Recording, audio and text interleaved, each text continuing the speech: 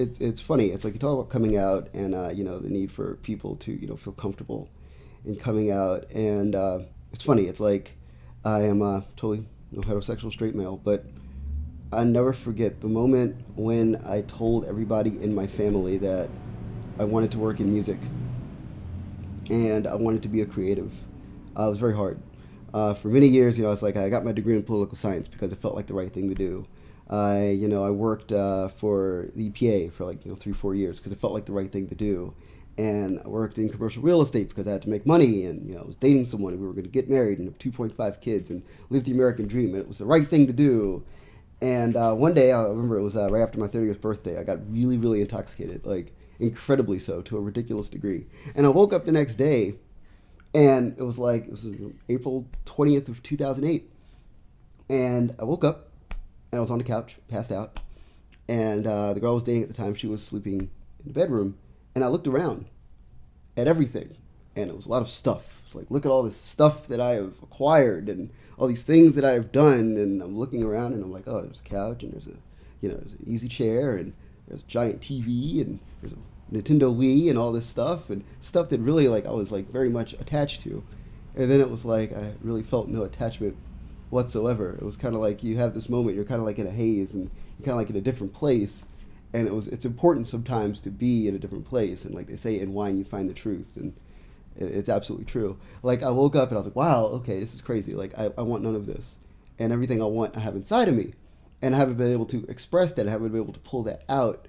So that's like, that started in April, and I started blogging heavily around September. And by October, I told everyone that, I didn't like my job. I didn't want my job. I was still going to work my job because, I had rent to pay and things to do. And then it slowly became, well, can I still pay rent without doing this job? Can I still, have a successful relationship and do all these other things without all of this stuff around?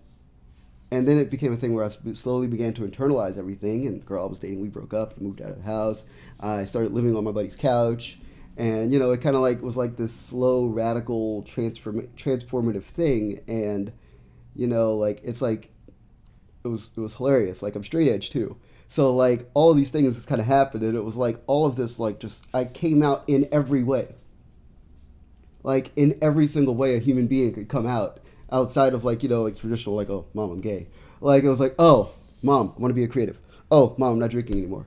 Oh, mom, I'm I got laid off and I'm not getting another job again as long as I live.